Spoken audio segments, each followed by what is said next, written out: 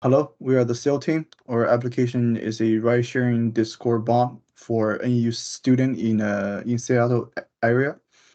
Our goal is to offer convenience to students who live far from campus. It connects students who are driving with students who need a lift. This is how. This is Yuxuan. And this is Yesheng. So one of the cool features that I want to demo today is we utilize the Discord text channel as well as the private message functionalities in our project.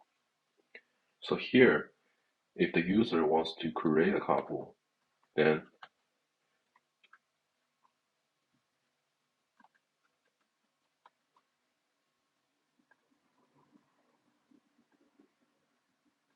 if the user wants to create a carpool at 3 p.m. and on the Saturday, then after the creation, we have a new text channel that corresponds to this carpool. We have the username who created and the time and the day of the week.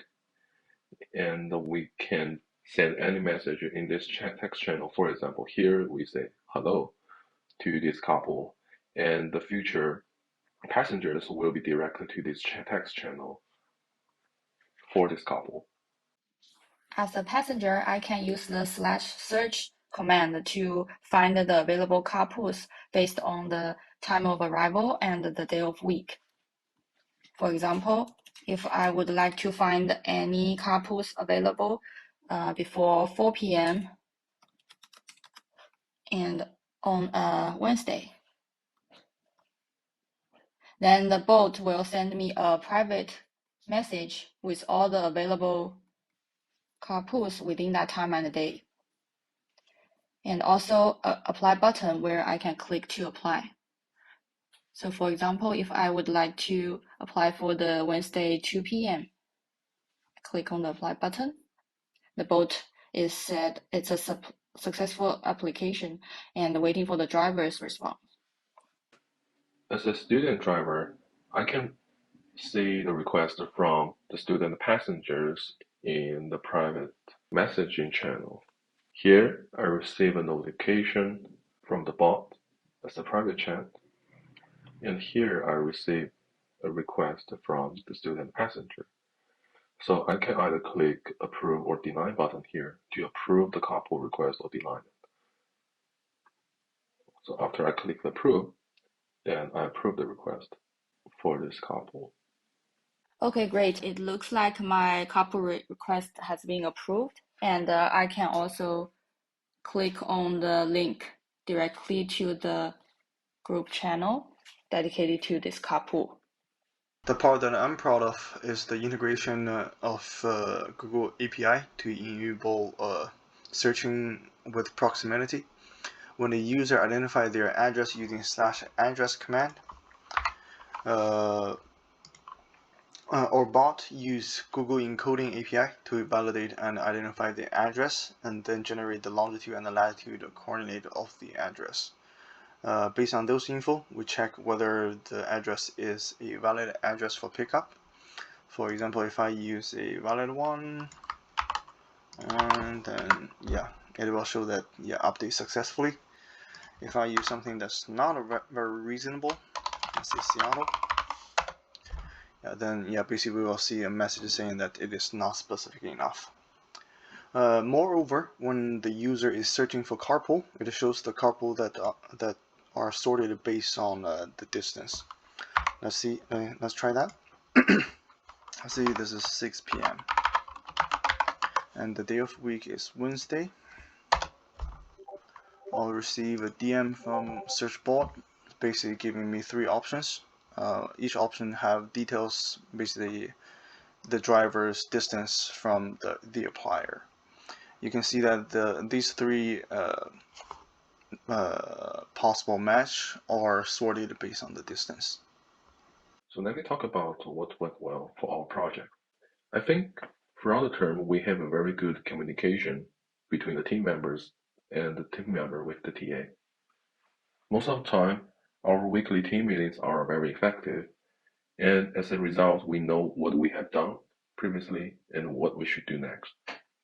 The code reviews process is also helpful, and all of the team members went through the code and made constructive suggestions in the pull request, and we all received a very good feedback based on the code review.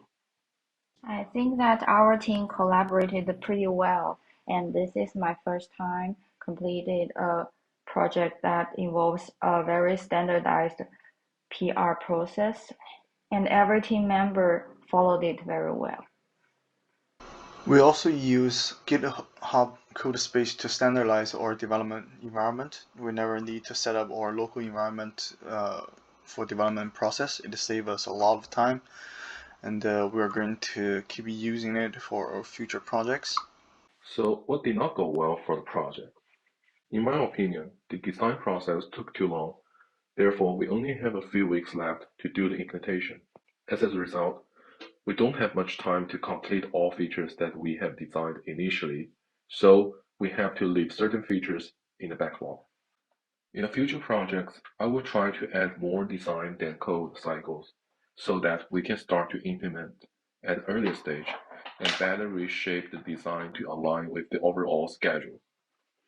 Also, this will help us to get used to the code base and tech stack earlier, and we can write better code eventually.